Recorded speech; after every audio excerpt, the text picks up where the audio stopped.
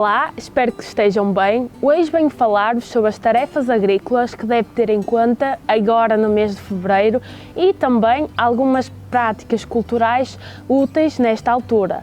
E portanto, se quer saber mais sobre esta temática e conhecer todas as tarefas que durante o mês de fevereiro pode e deve realizar em diversos espaços e locais relacionados com a atividade agrícola, continue a assistir este vídeo. E se caiu aqui neste vídeo um pouco por acaso e nunca assistiu nenhum dos meus vídeos, eu chamo-me Rosa Moreira e sou a criadora deste projeto digital agrícola, a Cientista Agrícola, que é nada mais, nada menos do que uma plataforma de comunicação e de partilha de conhecimentos agrícolas para todos. Sem mais demoras, vamos então saber o que planear e o que fazer em fevereiro na horta, no jardim ou em qualquer outro espaço onde possua atividade agrícola. Comecemos então pela horta. Em fevereiro é a altura de fazer as mobilizações do solo para preparar e para receber as novas culturas. Deve, por isso, cavar ou também o chamado lavrar os terrenos que estejam livres e também que estejam em bom estado para depois ser colocado os estrumes e os adubos, para depois trazer assim um benefício em termos de nutrientes às culturas. Ainda em relação à mobilização do solo, esta tem como principal objetivo permitir a descompactação do solo, a descompactação superficial, para ajudar assim a infiltrar a água da chuva, por exemplo. Esta prática, quando é feita de forma incorreta, pode contribuir para a erosão do solo.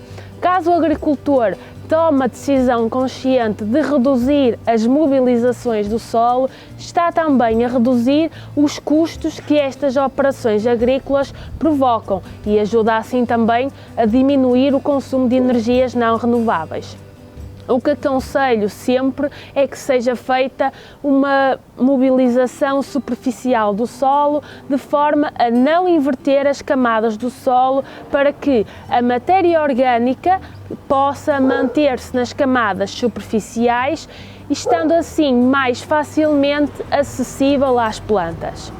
Relativamente aos estrumes, estes estrumes correspondem nada mais, nada menos do que a uma mistura de dejetos sólidos dos animais da pecuária que são compostos por uma quantidade reduzida de urina e que se apresentam sob a forma sólida ou também sob a forma pastosa. É importante salientar também que o estrume pode conter ou não resíduos de origem vegetal, tais como os matos ou as palhas que estão em menor ou maior grau de decomposição e que fazem parte da composição das camas para o efetivo pecuário ou também são úteis pois ajudam a absorver as fezes ou a urina dos animais.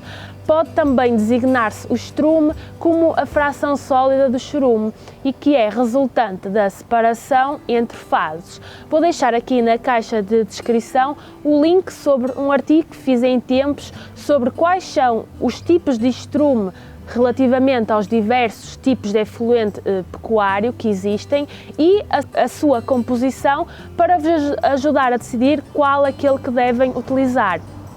É a altura também de preparar as camas quentes para semear os tomateiros, os pimenteiros, os melões. É a altura de semear também as abóboras, a alface, o alho francês, a beterraba, as cebolas, as cenouras, os coentros, a couve-flor, a couve de grelos, os espargos, as ervilhas, os espinafres, as favas, o feijão, as malaguetas, a melancia, bem, o repolho, a salsa, praticamente uma infinidade de culturas, o tomate, a tronchuda.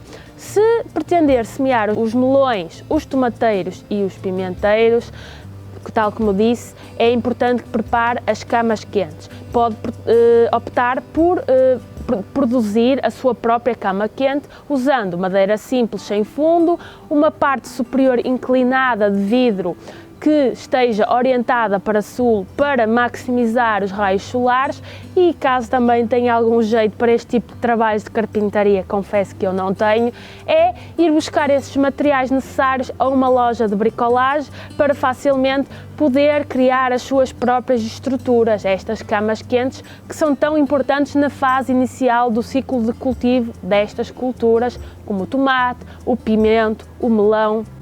Se tiver um pomar ou algumas árvores de fruto, é a altura de iniciar o tratamento das macieiras, das pereiras, dos pessegueiros, contra problemas comuns, pragas comuns como as cochonilhas, os ovos de insetos e de ácaros e também formas hibernantes de pedrado.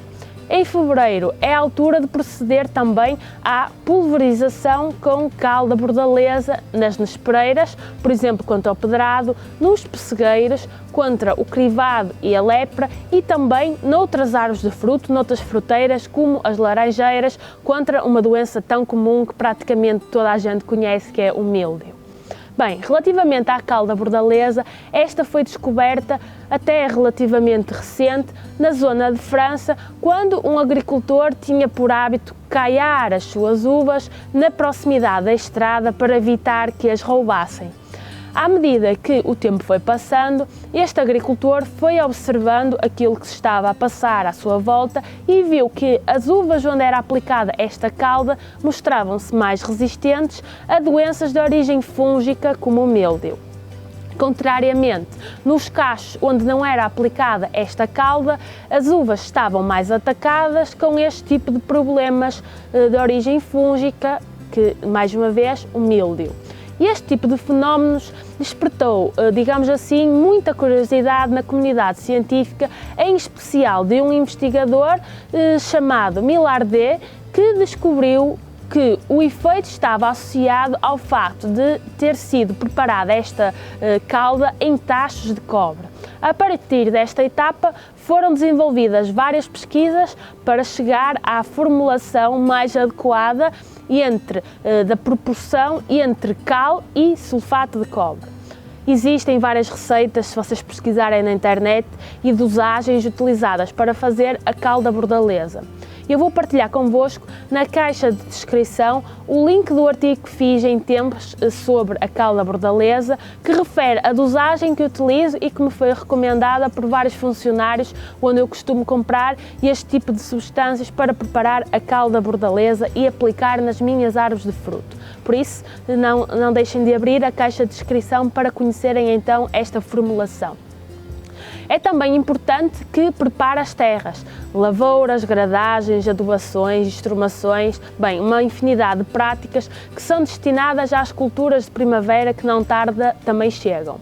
Para isso, neste mês, faz a sacha ou a monda nos ervilhais e nos favais e remove-se as plantas infestantes, por exemplo, dos prados ou dos lameiros. É também a altura das sementeiras dos cereais de inverno e de primavera, como por exemplo a aveia, o centeio, a cevada e o trigo. Se tiver um jardim, deve executar as caldeiras em volta das árvores e arbustos. Certamente já viu isso em outras árvores de fruto de um conhecido seu, para onde se lança posteriormente o estrume, que não deve ficar em contacto com as plantas. É muito também importante referir que uma caldeira de uma árvore é um local em redor do pé dessa mesma árvore, servem para amparar a água das regas, principalmente para quem faz rega pelo método do encharcamento, e serve também para concentrar as adubações, serve para lembrar que estamos muito próximo do tronco e delimitar a zona onde algumas ervas não devem estar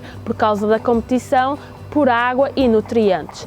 É a altura de semear também neste mês as flores anuais, os chiclames, as chagas, os cosmos, as ervilhas de cheiro, os espargos, os manjericos, as céssias, bem, praticamente todas as flores. Na vinha, caso tenha uma vinha, é a altura de prosseguir com as fertilizações iniciadas no mês anterior de janeiro. Deve reparar os bardos, os lateiros e as ramadas e substituir, se necessário, ou endireitar os esteios e esticar ou consertar os arames. Fevereiro é também a altura de iniciar a enxertia, utilizando castas apropriadas nos locais abrigados e de cortar também as raízes que possam surgir por cima da soldadura do enxerto. Espero que tenham gostado deste vídeo e que este vos seja útil agora para planearem as tarefas agrícolas que serão imprescindíveis realizar no mês de fevereiro, que não tarde se avizinha. E por isso, se gostaram deste vídeo e se acham que pode ser útil também a amigos vossos que tenham qualquer atividade agrícola para os orientar nos próximos dias, agradeço que partilhem com essas pessoas que possam estar interessadas, deixem o vosso gosto e subscrevam o canal, pois é uma forma de me ajudarem também a crescer aqui nesta plataforma, que este ano tenho o objetivo de ser mais regular na publicação de conteúdos em formato vídeo. Por isso, se me quiserem ajudar a disseminar este tipo de conteúdos e o meu projeto da Cientista Agrícola, ficarei-vos muito grata. Vemo-nos no próximo vídeo, já sabem, com a agricultura sempre em primeiro lugar. Até à próxima!